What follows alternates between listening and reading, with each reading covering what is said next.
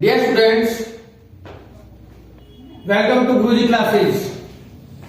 Today we are taking the third poem of 10th class, A Tiger in the Zoo, which is written by the poet Leslie Norris, who is a famous poet.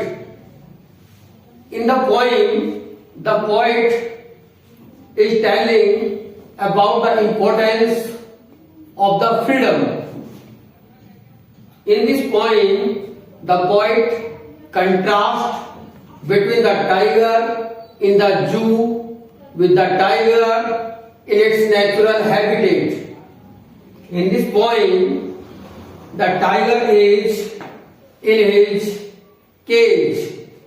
He is in anger and he ignores the visitors.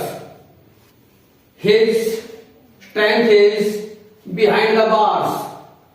He is not free. He can't move freely. But the tiger who is in the forest, he can walk freely. He can hunt any animal for his food. He is free.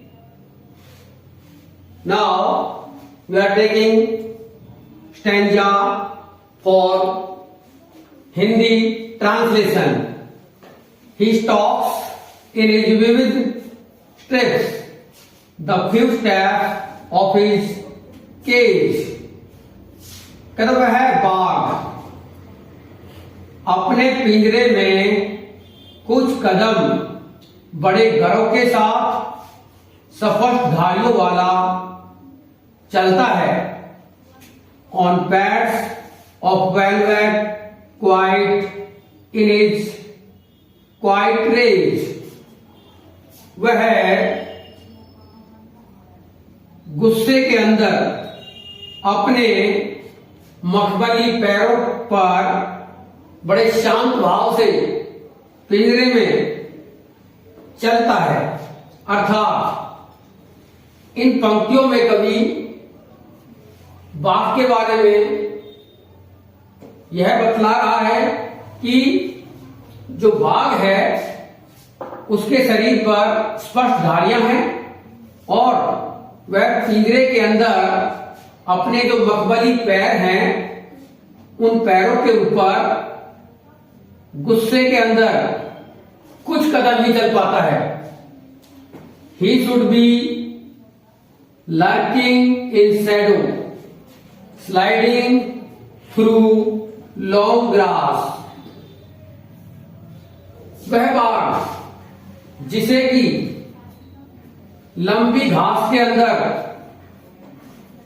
झाड़ियों के अंदर घात लगाकर किसी जानवर पर घात लगाते हुए होना चाहिए। Near the water hole whose where plump deer पास।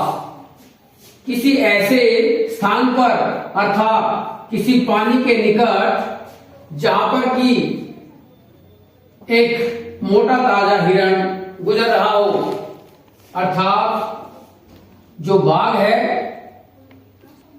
उसे जंगल के अंदर किसी पानी के स्थान पर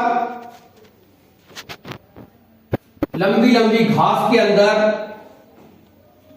झाड़ियों में घात लगा करके बैठा होना चाहिए, जिससे कि वहां से गुजरने वाला कोई भी मोटा ताजा यदि हिरण आदि आता है तो उस पर आरामी से हमला कर सके और अपना शिकार कर सके। थर्ड स्टेंजा है he should be snarling around houses at the jungle's edge,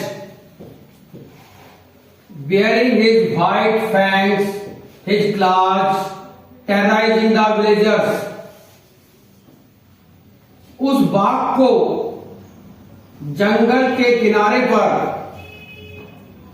घरों के आसपास गुर्राते होना चाहिए। अर्थात जो जंगल रूपी बाग है, जो कि जंगल के किनारे पर आसपास के घरों में लोगों को डराने के लिए गुर्राता है और लोग बड़े भयभीत हो जाते हैं, अर्थात लोग शेर की दहाड़ को सुनकर के घबरा जाते हैं। Bearing his white fangs, his claws, terrorizing the villagers. उस बाघ को तो गांव के लोगों को अपने सफेद लंबे लंबे नुकीले दांतों से और अपने नुकीले पंजों से डराते होना चाहिए। जो बाघ पिंजरे के अंदर बंद है, उस बाघ को तो ग्रामीण लोगों को अपने नुकीले सफेद दांतों के द्वारा और अपने नुकीले पंजों के द्वारा डराते होना चाहिए। और वह बाघ एक चिड़ियाघर के पिंजरे में बंद है, अर्थात स्वतंत्र है। But he is locked in a concrete cell. His strength behind bars, stalking the length of his cage, ignoring visitors. किंतु वह बाघ तो एक ईंटों और पत्थरों के और सीमेंट से बनी हुई एक छोटी सी कोठरी के अंदर कैद है। उसकी ताकत तो सलाखों के पीछे है। Stalking the length of his cage, ignoring visitors. अपने पिंजरे के अंदर वह बाघ अकड़कर चलता हुआ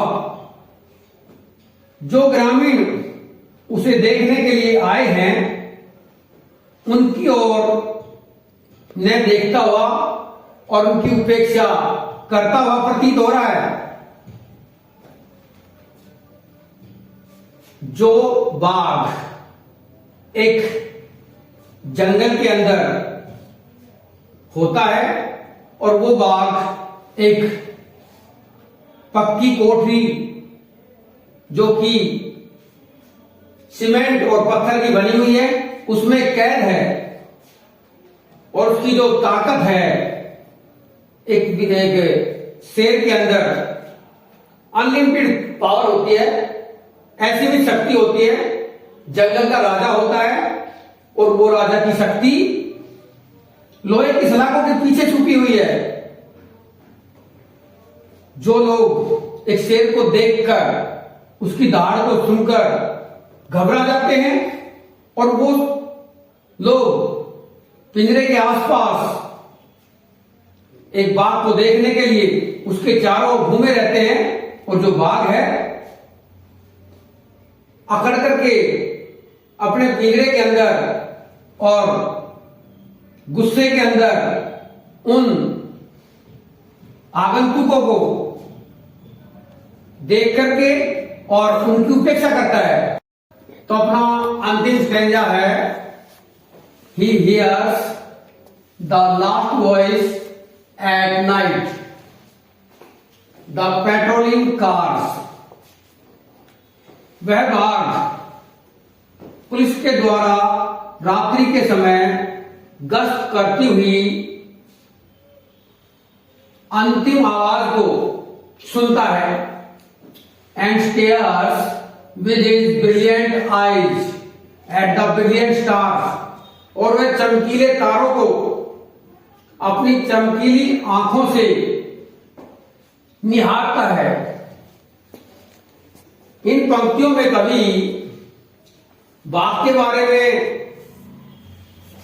बतला रहा है कि जो बाघ है रात के समय जो पुलिस के द्वारा गश्त के समय जो कारें चलती हैं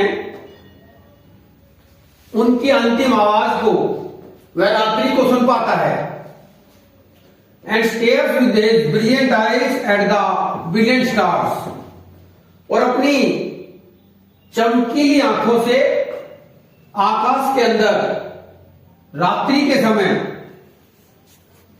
चमकते